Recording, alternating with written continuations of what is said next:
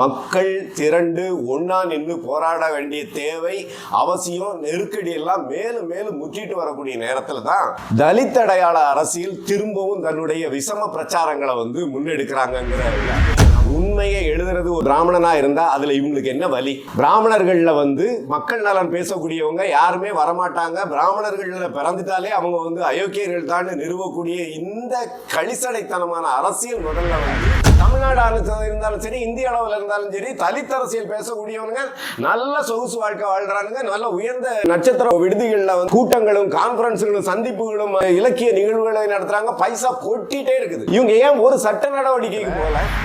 1979 அங்க சிபிஎம் அரசாங்கம் மேற்கு வங்கத்தில் 17,000 பேர் கொண்டு இருந்தாங்கன்னு சொன்னா அந்த மத்திய அரசு அப்ப விட்டு வச்சிருக்குமா? கம்யூனிஸ்டுகள் கொண்டுட்டு போட்டுன்னு சொல்லிட்டு பார்த்திருக்குமா? எவ்வளவு பெரிய குற்றச்சாட்டு மூலமாக அந்த அரசு கலைக்கப்பட்டிருக்கும். மீண்டும் கம்யூனிஸ்டுகள் எழ முடியாத படி ஒரு பெரிய அரசியல் பிரச்சாரம் கட்டவிழ்த்துப்படப்பட்டிருக்கும். அதனால வெளி விவகாரங்கள் மத்திய அரசு சார்ந்தது. இவங்க அந்த மக்கள் வந்தாங்களா, பாதுகாத்தாங்களா, பாதுகாக்கிறதுல என்ன குறைபாடு வந்துச்சு, மத்திய அரசு கண்டும் காணாம என்ன போச்சுங்கிறத பத்தியான எந்த பேச்சும் கிடையாது. ஏன்னா அப்படி ஒண்ணு நடக்கவே இல்லை. இதுதான் தலித் அறிவாளிகள், தலித்திலிருந்து இன்னைக்கு சமூகத்தை வெளிப்படைய செய்யக்கூடிய மேன்மை பெருந்தகைகள் நிறைய பேர் வந்துட்டாங்கல்ல. அவங்க எல்லாம் அடுத்த நாளே உட்கார்ந்து சொல்லி மரியாதை படுகொலைக்கு மறுப்பு சொன்ன புத்தகம் சரியில்லை, அது உண்மையை சொல்லல, பொய் சொல்லுது, மறைக்குது அப்படின்னு சொல்லிட்டு ஒரு பேப்பர் வைக்க வேண்டியது. என்ன பிரச்சனை? இப்ப இளையராஜாவை யார் அடிச்சிட்டாங்க, அவர் எங்க உட்கார்ந்துட்டு அழுதுட்டு இருக்கிறாரு, அவரே திமிரெடுத்து போய் தான் அலைஞ்சிட்டு இருக்கிறாங்க. அப்படி புதிய புதிய ஆற்றல்கள் வர்றதுனால அந்த துறை செழுமை அடைகிறதும், புதியவர்கள் புதிய விஷயங்களை புகுத்துறதன் மூலமாக பழைய தன்மையில் இருக்கக்கூடியவங்க கூட தன்னை செழுமைப்படுத்திக்கிறதும், இப்படித்தானே ஒரு துறை வளரும். அதுல இளையராஜா தான் ஒரே ராகதேவன் அப்படின்னு சொல்லிட்டு அந்த ஆள் பண்ணக்கூடிய அழிச்சாட்டியத்துக்கு உலகத்துல அளவே கிடையாது. ஆனா இவர்கள் அரசியல் ரீதியாக பண்ணக்கூடிய அயோக்கியத்தனம் வரும்போது அவங்கள தூக்கி போட்டு மிதிக்க தான் செய்வோம். அதை ஷாலின் மரியா லாரன்ஸ் மாதிரியான தற்குறிகள்லாம் தடுக்க முடியாது.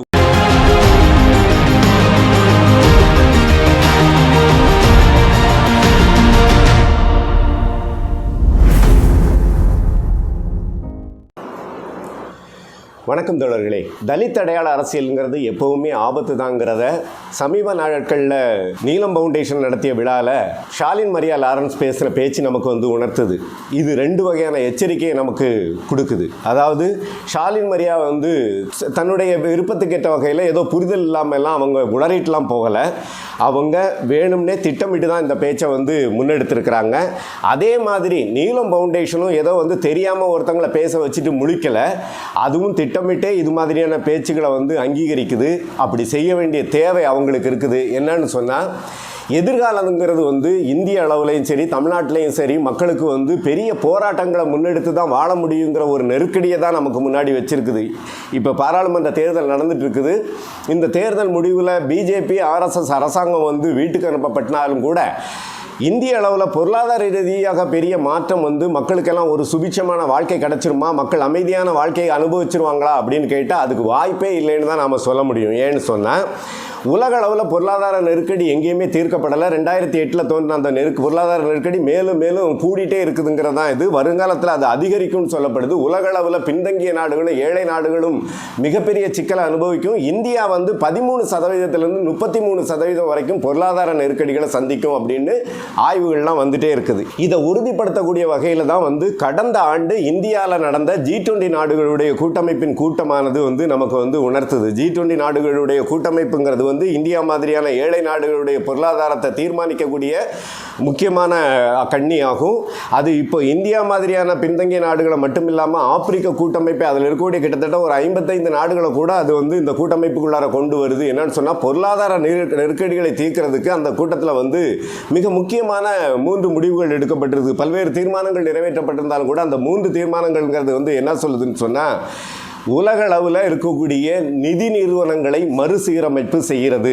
உங்களுக்கு தெரியும், உலக அளவில் இருக்கக்கூடிய நிதி நிறுவனங்கள் சொல்லும்போது உலக வங்கி ஏழை நாடுகளை கடன் வலைக்குள்ளார சிக்க வைக்கக்கூடிய நிதி நிறுவனங்களை தான் பற்றி அது பேசுது. அடுத்தது ரெண்டாவதாக என்ன முக்கியமான விஷயத்தை உணர்த்துதுன்னு சொன்னால், ஒவ்வொரு நாட்டிலையும் வரி அமைப்பு முறைகளை மேலும் சீரமைக்கிறது அப்படின்ட்டு சொல்லுது. உங்களுக்கு நல்லா தெரியும், நமக்கு இந்தியாவில் உலக நாடுகளுடைய வலியுறுத்தலின் பேரில் நடக்கக்கூடிய ஜிஎஸ்டி தான் இன்னைக்கு இருக்கக்கூடிய பெரும்பாலான சாதாரண மக்களுடைய பிரச்சனை. அது கார்பரேட்டுகளுக்கு வந்து சலுகை வழங்குது, பெரும்பான்மை மக்களுக்கு சிறுதொழில் புரிகிறவங்கலேருந்து சில்லறை வணிகம் செய்கிறவங்கலேருந்து சாதாரண மக்கள் வரைக்கும் அவங்க மேலே எல்லா சுமையும் சுமத்துறதுங்கிறது தான் ஜிஎஸ்டி வரிமுறைங்கிறது.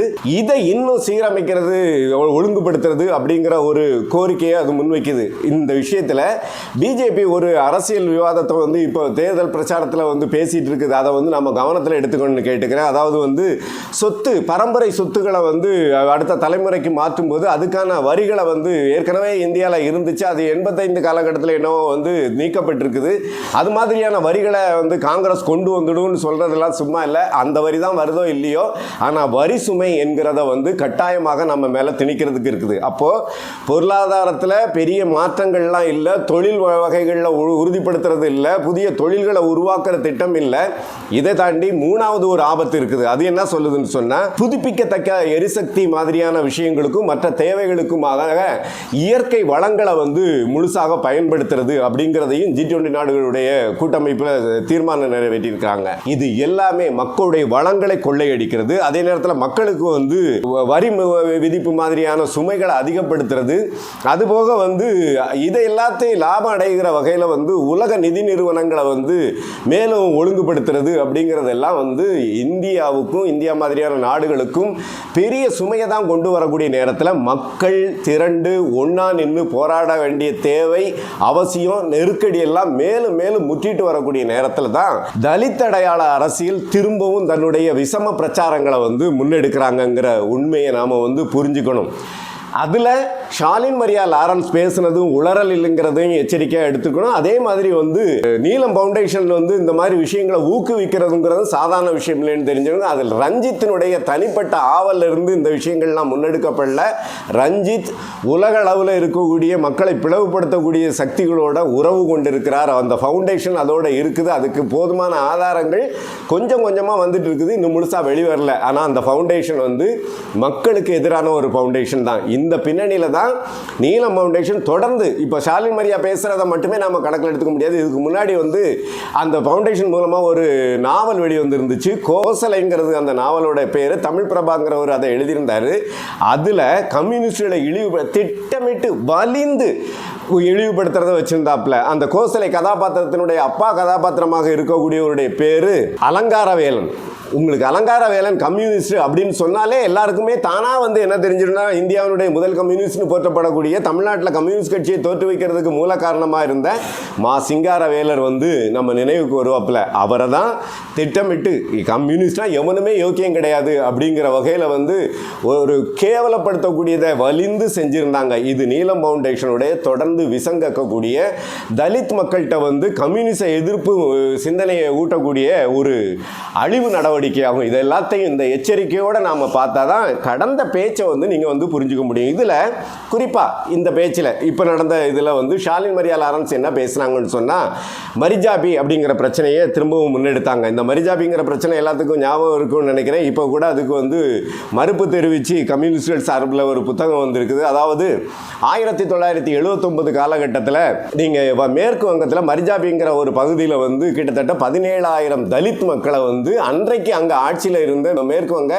கம்யூனிஸ்ட் அரசு வந்து மிகப்பெரிய படுகொலையை நடத்திருச்சு அப்படின்னு சொல்லிட்டு தொடர்ந்து பிரச்சாரம் பண்ணிட்டு இருக்கிறாங்க. இந்த பிரச்சாரத்தை முறியடிப்பதற்கான இது வந்து ஒரு ஆதாரத்தோட முறியடிக்கணுங்கிறதுக்கான தேவையை உணர்ந்த குறிப்பாக வந்து சிபிஎம் கட்சியை சார்ந்த தோழர்கள் அதில் முழு மூச்சோட ஈடுபட்டு அதுக்கான ஆதாரம் எது இருக்குதா, எங்கே இந்த அவதூறு கிளம்பிச்சு அப்படிங்கிறதெல்லாம் கண்டுபிடிச்சு அதை தக்க சான்றுகளோட முறியடிச்சிருக்கிறாங்க. அந்த புத்தகம் வந்து ஆங்கிலத்தில் வந்தது. அதற்கு பின்னாடி இப்போ தமிழ்லையும் வந்திருக்குது. மரிஜாபி உண்மையில் நடந்தது என்ன அப்படிங்கிற அந்த புத்தகம் வந்து இங்கே தமிழ்நாட்டில் தமிழ் மார்க்ஸ் குழுவால் வெளியிடப்பட்டு பாரதி புத்தகாலயத்தால் பதிப்பிக்கப்பட்டு அது கம்யூனிஸ்டுகள் மத்தியில் ஒரு பெரிய மதிப்புமிக்க புத்தகமாக மாறி அது விவாதத்தை வந்து கொண்டு போயிருக்கக்கூடிய நேரத்தில் தான் அதை பற்றி எந்த கவலையும் இல்லாமல் திரும்பவும் என்ன பண்ணுறாங்கன்னு சொன்னால், மரிஜாபில் 17,000 பேர் கொண்டுட்டாங்க, அது இல்லைன்னு சொல்லிக்கிட்டு ஒரு பிராமணன் வந்து அங்கே இங்கிலீஷில் புத்தகம் எழுதுனா அதை தமிழ்நாட்டில் வந்து பிராமணர்கள் வந்து மொழிபெயர்த்து போட்டுக்கிறாங்க, உண்மையிலே அதை எழுதினவங்க யாரும் பிராமணர்கள் இல்லை, அதை மொழிபெயர்த்தவங்களும் பிராமணர்கள் இல்லைங்கிறத வந்து ஆதாரத்தோடு நிரூபிக்க முடியும். ஆனாலும் அந்த கீழ்த்தரமான நடவடிக்கைக்கு கம்யூனிஸ்டுகள் போக வேண்டிய அவசியம் இல்லை. உண்மையை எழுதுறது ஒரு பிராமணனாக இருந்தால் அதில் இவங்களுக்கு என்ன வலி?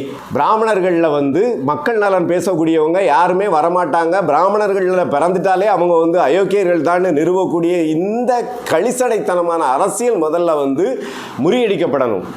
எந்த ஒரு சமூகத்திலிருந்தும் மக்கள் நலன் பேணக்கூடியவங்க வரதான் செய்வாங்க, அவங்க மக்களுக்காக பேச தான் செய்வாங்க. பேசுறது மட்டும் இல்லை, அவங்க அதுக்காக தன்னுடைய குடும்பத்துக்குள்ளார தன்னுடைய சமூகத்துக்குள்ளார இந்த அரசமைப்புக்குள்ளார பல்வேறு நெருக்கடிகளை எதிர்கொள்கிறாங்கங்கிறது தான் வந்து உண்மை. அவங்கெல்லாம் இவங்கள மாதிரி சொகுசா ஃபவுண்டேஷன்லேருந்து காசு வாங்கிக்கிட்டு தண்ணியை போட்டு கூத்தடிச்சிட்டு இருக்கக்கூடிய கூட்டமெல்லாம் இல்லைங்கிறத முதல்ல வந்து இந்த அயோக்கியர்களுக்கு நம்ம உணர்த்திக்கணும். இவங்க வந்து அன்னையிலேருந்து இன்னைக்கு வரைக்கும் சொல்லிட்டு இருக்கிறாங்க, அங்கே வந்து 17,000 பேர் கொண்டுட்டாங்க, 17,000 பேர் கொண்டுட்டாங்க அப்படின்னு சொல்லிட்டே இருக்கிறாங்க. கிட்டத்தட்ட 1979 நடந்த சம்பவங்கிறது வந்து இன்னைக்கு 45 வருஷம் தான் ஆச்சு. இவங்க இதுக்குள்ளார எந்த சட்ட நடவடிக்கைக்குள்ளாரையும் போனது கிடையாது. ஒரு 17,000 பேரை கொன்ன ஒரு விஷயத்தை இவங்க எப்படி வந்து சும்மா விட்டுட்டு இருக்கிறாங்க? இவங்க எல்லாம் வந்து அனாதையாவாக இருக்கிறாங்க.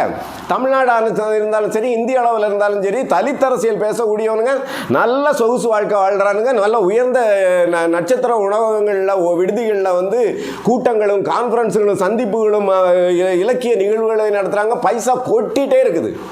இவங்க ஏன் ஒரு சட்ட நடவடிக்கைக்கு போகலை? அங்கே வந்து 17,000 பேர் கொல்லப்பட்டாங்கன்னா ஒரு எலும்பு கூடவா கிடைக்காதா என்ன? அவங்க எப்படி கொல்லப்பட்டாங்கன்னு சொல்கிறது, அவங்கள கண்டுபிடிக்கிறதுக்கான சாட்சிகள்லாம் வந்து கிடைக்காமலாம் போயிடும்.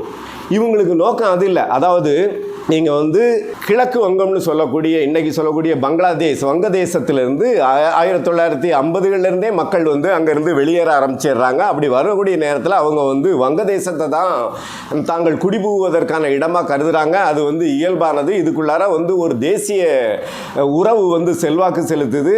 அது வந்து தலித்துகள் வந்து யார்ட்டையோ வந்து ஒண்டிக்கிட்டு வாழ்க்கையை கேட்கறதுக்கு வந்த விஷயம் இல்லை. தன்னுடைய மொழிவழி உறவு சார்ந்த சமூகம் வாழக்கூடிய ஒரு நிலப்பரப்பில் அந்த மொழிவழி சமூகம் வந்து நம்ம வந்து அங்கீகரிக்கும் அப்படிங்கிற விஷயத்தோடு வர்றாங்க.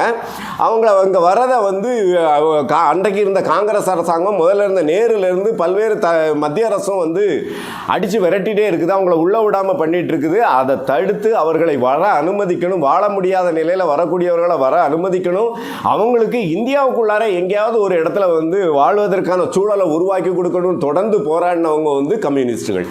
அதன் அடிப்படையில் தான் தவிர்க்க முடியாமல் மத்திய அரசு அவங்கள வந்து இந்தியாவில் பல்வேறு பகுதியில் மகாராஷ்டிராவில் தங்க வைக்குது, இன்னைக்கு இருக்கக்கூடிய தண்டகாரண்ய பகுதிகளில் தங்க வைக்குது, இப்படி ஒடிசாவில் தங்க வைக்குது, இப்படி பல்வேறு நாட்டின் பல்வேறு பகுதிகளில் வந்து தங்க வைக்கிறாங்க. ஆனாலும் அந்த மக்களுக்கு தன்னுடைய துயரத்தை பகிர்ந்து கொள்ள, தனக்கு ஆதரவை தேடிக்கொள்ள, தனக்கான சிறு வகையான உதவிகளை வந்து கேட்டு பெறுவதற்கான ஒரு சமூக வாய்ப்புங்கிற வகையில் வந்து ஒரு மொழிவழி சமூகத்தோட வாழக்கூடிய இது வந்து இது எங்கேயும் கிடைக்காது அப்படிங்கிற வகையில் தான் அவங்க மீண்டும் மீண்டும் மேற்கு வங்கத்துக்குள்ளார வரதுக்கு முயற்சிக்கிறாங்க. ஆனால் மேற்கு வங்கம் அன்னைக்கு இருக்கக்கூடிய நிலையில் வந்து பெரிய தொழில் வளர்ச்சி பெற்ற மாநிலமாக இல்லை. அந்த மக்களுக்கு வந்து எல்லா வாய்ப்புகளையும் கொடுக்கக்கூடிய நிலைமையில் இல்லை. அதனால் அது வந்து உள்வாங்கிக்க முடியாமல் போகிற காரணங்கள்லாம் வேறு.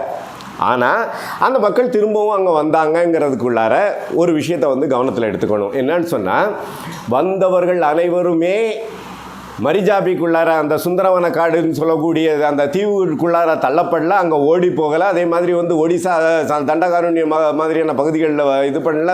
பல நூற்றுக்கணக்கானவர்கள் தங்களுடைய மூதாதையர்களை கண்டுபிடித்து அந்த குடும்பங்களோட சேர்ந்த வகையில் வாழ்க்கையை அமைச்சுக்கிட்டாங்க என்கிற வகையில் மேற்கு வங்கத்தில் அவங்க வந்து ஒரு வகையான மற்றவர்களை விட, அதாவது வந்து அகதிகளில் இவர்கள் வந்து குறைந்தபட்ச சுதந்திரமான மக்களாக இருந்தாங்க. இன்னைக்கு வரைக்கும் அவங்க இருந்துட்டு இருக்கிறாங்க. அந்த மக்கள் சாட்சிகளாக இருக்கிறாங்க.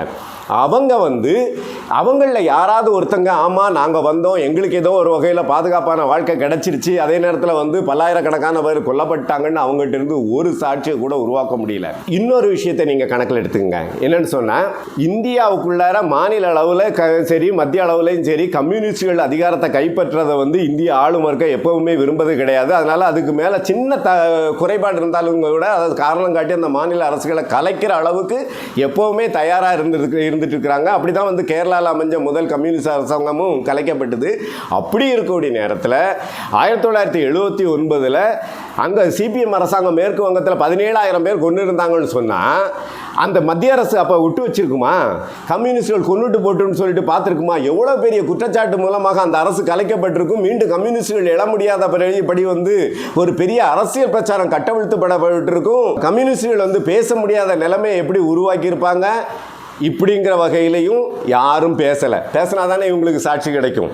அதே மாதிரி வெளிநாடுகளில் இருந்து இந்தியாவுக்குள்ளார அகதிகள் வர்றாங்கன்னு சொன்னால் அது வந்து யாருடைய பொறுப்புன்னு சொன்னால் மத்திய அரசுடைய பொறுப்பு. ஒரு இந்தியாவில் இருந்தாலும் சரி, உலக நாடுகள் எங்கேயா இருந்தாலும் சரி, பல்வேறு மொழி பேசக்கூடிய மக்களை கொண்ட மாநில அரசாங்கங்களை கொண்ட மத்திய அரசு ஒன்று இருக்கக்கூடிய நேரத்தில் மத்திய அரசாங்கத்திட்ட என்ன உரிமை இருக்கும்னு சொன்னால் அதுதான் வெளி விவகாரங்களை தீர்மானிக்கும், இராணுவத்தை தீர்மானிக்கும், நிதி முதலான முக்கிய பிரச்சனைகளை தீர்மானிக்கும். இந்த 3 அதிகாரத்தையும் மத்திய அரசு தான் வச்சிருக்கும். இந்தியாவில் வந்து அதிகாரம் மத்திய அரசிட்ட வந்து அதிகமாக இருக்குது.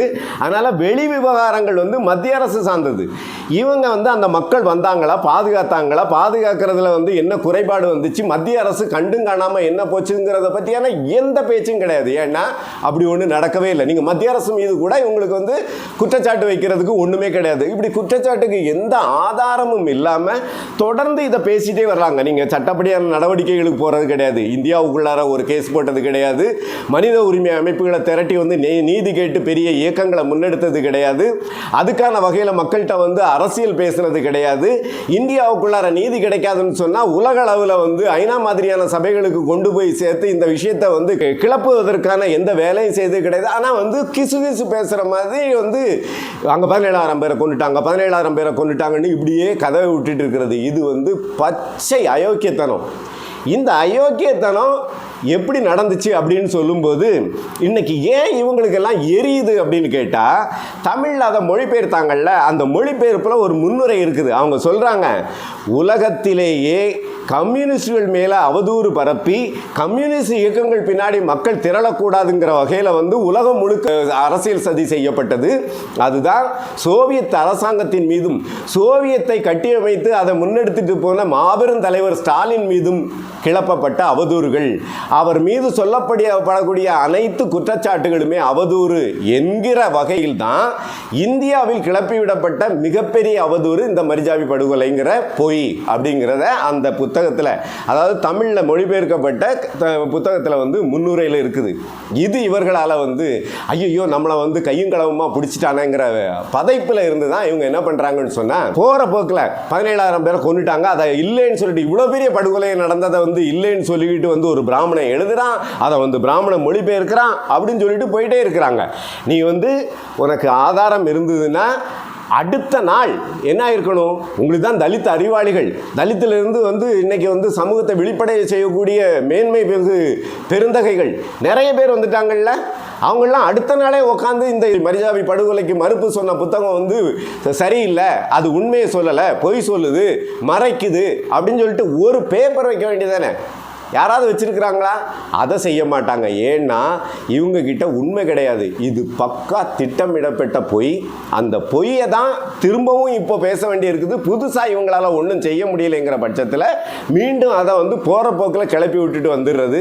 ஆதவன் தீட்சண்யா தோழரும் வந்து அதை பார்த்துக்கிட்டு ஐயோ கண்டவங்கள்லாம் இங்கே கண்டதையும் பேசாதீங்க, நீலம் ஃபவுண்டேஷன் வந்து ஒரு புனிதமான இடம் அப்படின்னு வந்து அவர் வந்து அங்கே வந்து உருகி பேசுறது. இது எல்லாத்தையும் நாம் எச்சரிக்கையோட கணக்கில் எடுத்தாக தான் நமக்கு என்ன பண்ண முடியும்னு சொன்னால், இந்த கேடுகட்ட அரசியலை வந்து முறியடித்து எதிர்காலத்தில் வரக்கூடிய சிக்கலுக்கு வந்து மக்கள் ஒற்றுமையை பேணி வரக்கூடிய சிக்கலில் இருந்து மக்களை பாதுகாக்கக்கூடிய ஒரு அரசியல் இயக்கத்தை, எழுச்சியை, ஒரு மாற்று சமூகத்தை, மாற்று பொருளாதாரத்தை கட்டமைக்க முடியும். அதனால் கம்யூனிஸ்டுகள் இதை வந்து மேலோட்டமாக அணுகவே கூடாது. தோழர்களே, தலித் அடையாள அரசியலுங்கிற பேரில் வந்து கம்யூனிச எதிர்ப்பு வேலையை செய்கிறவங்கள ஒருத்தம் கூட வந்து யோக்கியம் கிடையாது. நல்லா ஞாபகம் வச்சுக்கோங்க. அதுக்கு ஒரு சம்பவத்தை வந்து நீங்கள் வந்து ஒப்பிட்டு பாருங்கள். இப்போ மாரிஜாபியில் 17,000 பேரை கொண்டுட்டாங்க அப்படின்னு கட்டுக்கதையை இவங்க அவுத்து விட்டுருக்குறாங்கல்ல, மாரிஜாபியில் கொல்லப்பட்டதாக இவங்க சொல்லப்படக்கூடியவங்க எல்லாருமே வந்து அகதிகளுக்கு பொறுப்பேற்க வேண்டியது வந்து மத்திய அரசு. இவங்க வந்து அங்கே வந்து மத்திய அரசை வந்து சீனுக்குள்ளாரே கொண்டு வரல. ஏன்? இவங்க நோக்கம் வந்து மக்களுக்கு நியாயம் கேட்கறது இல்லை, அந்த மக்கள் எப்படிடா இது பண்ணப்பட்டாங்கன்னு பேசுறது இல்லை, உண்மையை வெளிக்கொண்டு வர்றதில்லை.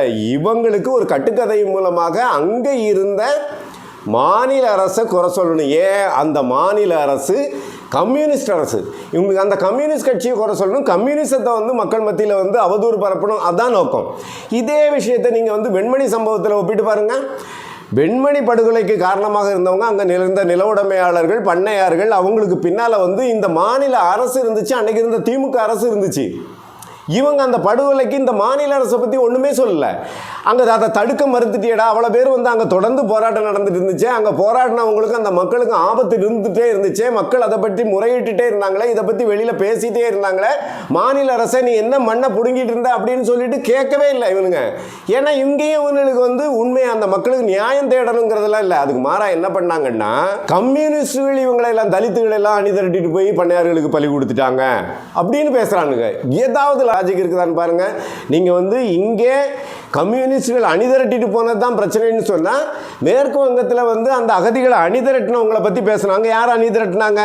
நீங்கள் வந்து உத்பாஸ்து உன்னயன்சில் சமிதி அப்படிங்கிற ஒரு அகதிகளுக்கான அமைப்பு. இது வந்து கம்யூனிச எதிர்ப்பையும் காங்கிரஸ் ஆதரவையும் கொண்ட அமைப்பு.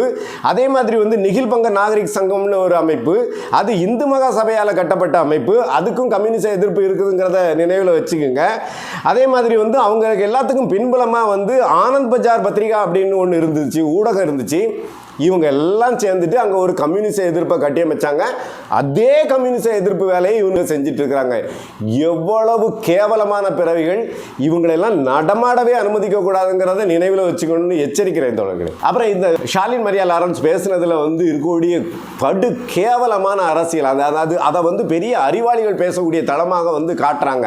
அந்த அம்மா வந்து என்னவோ வந்து கடவுள் வாழ்த்துங்கிற வகையில் இளையராஜா பாட்டை போட்டு காட்டுது, அவர் போட்ட ஒரு டியூனை போட்டு காட்டுது. என்ன பிரச்சனை? இப்ப இளையராஜாவை யார் வந்து அடிச்சிட்டாங்க? அவர் எங்க உட்காந்துட்டு அழுதுட்டு இருக்கிறாரு? அவரே திமிரெடுத்து போய் தான் அலைஞ்சிட்டு இருக்கிறாப்ல. அவருக்கு என்ன கேடு? இளையராஜாவை இது பண்ணணும்னு சொன்னால், இன்னைக்கு இலக்கியங்கள்லாம் வந்து தமிழ் சினிமா எல்லாம் இருக்கக்கூடிய விஷயத்தில் தமிழ் இசை எல்லாம் கேவலப்படுத்தக்கூடிய ஜெயமோகன் மாதிரி அந்த தமிழ் இசையை கொச்சைப்படுத்தக்கூடிய வகையில் இன்னைக்கு வந்து இது பண்ணிக்கிட்டு இருக்கக்கூடிய பிராமண சங்கீத வித்வான்களை தூக்கி போட்டு அடிக்க வேண்டியதானே? நீங்கள் அதெல்லாம் போகிறதில்ல, உங்களை திருப்பி கடிச்சிரும். அதனால தானே உங்களுடைய களிசடைத்தனத்துக்கு ஒரு அளவே இல்லாமல் போயிடுச்சு. இளையராஜாவுக்கு யார் எதிரி? உங்களுடைய அயோக்கியத்தனம் எங்கே இருக்குதுன்னு சொன்னால், திரைத்துறைக்குள்ளார வந்து பல்வேறு சக்திகள் வந்து வர்றது வந்து உங்களால் பொறுத்துக்க முடியல. அதுலேயும் வந்து இஸ்லாமிய பின்னணியில் வந்துட்டு இருக்கக்கூடிய ஏஆர் ரஹ்மானை உங்களால் சகிச்சிக்கவே முடியல. என்ன கெட்டு போச்சுது? இப்போ ஏஆர் ரஹ்மான் வந்து எத்தனை படத்தை வந்து இவர்கிட்ட பிடுங்கிட்டாரு. நான் ஒவ்வொருத்தங்களுக்கும் தகுதி திறமை அப்படிங்கிறது புதுசாக வர்றதும், அதில் வந்து ஒவ்வொரு துறையிலையும் புதிய புதிய ஆற்றல்கள் வர்றதும், அப்படி புதிய புதிய ஆற்றல்கள் வர்றதுனால அந்த துறை வந்து செழுமை அடைகிறதும், புதியவர்கள் வந்து புதிய விஷயங்களை புகுத்துறதன் மூலமாக பழைய தன்மையில் இருக்கக்கூடியவங்க கூட தன்னை செழுமைப்படுத்திக்கிறதும், இப்படி தானே ஒரு துறை வளரும். அதில் இளையராஜா தான் ஒரே ராகதேவன் அப்படின்னு சொல்லிட்டு அந்த ஆள் பண்ணக்கூடிய அழிச்சாட்டியத்துக்கு உலகத்தில் அளவே கிடையாது. லட்சக்கணக்கில் இங்கே இருக்கக்கூடிய மக்கள்லாம் வந்து கொடுமையில், கோடிக்கணக்காக மக்கள் கொடுமையில் அனுபவிச்சுட்டு இருக்கும் போதும், இந்த கேடுகட்ட பிஜேபி அரசாங்கம் வந்து 10 ஆண்டு காலத்தில் வந்து பல்வேறு மக்களை கொன்றொழிக்கிற போதும், தாழ்த்தப்பட்ட மக்கள் மீது நடத்தக்கூடிய வன்முறைகள் பெருகிக்கிட்டே இருக்கும் போதும், தாழ்த்தப்பட்ட மக்களோட இணக்கமாக இருக்கக்கூடிய பழங்குடி மக்கள் மேலே வந்து வன்முறைகள் கட்டவிழ்த்து விடப்பட்ட போதும், அங்கே பெண்களை வந்து நிர்வாணப்படுத்தி சீரழிக்கிற போதும், அவங்களுடைய வளங்களை எல்லாம் கொள்ளையடிக்கிறதுக்கு அவங்க கொத்து கொத்தா கொல்லும் போதும் ஒத்த வார்த்தை பேச தெரியாத ஒரு அரசியல் தற்குறி, சுயநலமை கொண்ட ஒரு அயோக்கிய, அவருக்காக இங்க இருக்கிறவங்க எல்லாம் வந்து கொடைபிடிக்கணும்னு சொன்னா என்ன கொடைபிடிக்கணும்னு கேட்கிறோம். நீங்க எல்லாம் சேர்ந்து அந்த ஆளு இசையமைக்கிறாரு, நாங்க எல்லாம் கேட்டுட்டு இருக்கிறோம். நல்லா இருக்குதுன்னா நல்லா இருக்குன்னு சொல்றோம், நல்லா இல்லைன்னா நல்லா இல்லைன்னு சொல்லுவோம். அது இளையராஜாவா இருந்தாலும் சரி, ரஞ்சிதா இருந்தாலும் சரி, அவங்களுடைய வாரிசுகள் எத்தனை பேரா இருந்தாலும் நல்லா இருக்குதுன்னா நல்லா இருக்குதுன்னு சொல்ல போறோம், நல்லா இல்லைன்னா நல்லா இல்லைன்னு சொல்ல போறோம். ஆனா இவர்கள் அரசியல் ரீதியாக பண்ணக்கூடிய அயோக்கியத்தனம் வரும்போது அவங்கள தூக்கி போட்டு மிதிக்க தான் செய்வோம். அதை வந்து ஷாலின் மரியா லாரன்ஸ் மாதிரியான தற்குறிகள்லாம் தடுக்க முடியாது. உண்மையிலே நீங்கள் எல்லாம் பேசுறது மூலமாக அவரை அடக்கி வாசித்தவங்க கூட வந்து படுவர்த்தமாக பேசுறதுக்கு தான் ஏற்பாடு பண்ணிட்டு இருக்கிறீங்க. அந்த வகையில் வந்து உங்களுக்கு நன்றி தான் சொல்லணும். ஏன்னா இதுங்களெல்லாம் அனுமதிக்கவே கூடாதுங்கிறது தான் வந்து உண்மை. அதனால் தோழர்களே, இந்த அரசியல் அயோக்கியத்தனத்தை எந்த வகையிலும் சகிச்சுக்காதீங்க. அது வந்து மரிஜாபி படுகொலைங்கிறது மட்டும் இல்லை, ஷாலின் மரியா லாரன்ஸ் மட்டும் இல்லை, நீலம் ஃபவுண்டேஷன் மிக ஒரு மோசமான நிறுவனம். அது இங்கே இருக்கக்கூடிய மக்களை பிளவுபடுத்துறதுக்காக, அந்த பிளவு நடவடிக்கையை நியாயப்படுத்துறதுக்காக கைக்கூலி பெறக்கூடிய ஒரு நிறுவனம். இதை ஒழிச்சு கட்டணும். இதுக்கு பின்னாடி வந்து ரஞ்சித் ஒரு மாபெரும் அற்புத உரையை நிகழ்த்தி இருக்கிறாரு. அதை பற்றி தேவைப்பட்ட அடுத்தாப்புல பேசுவோம். நன்றி, வணக்கம்.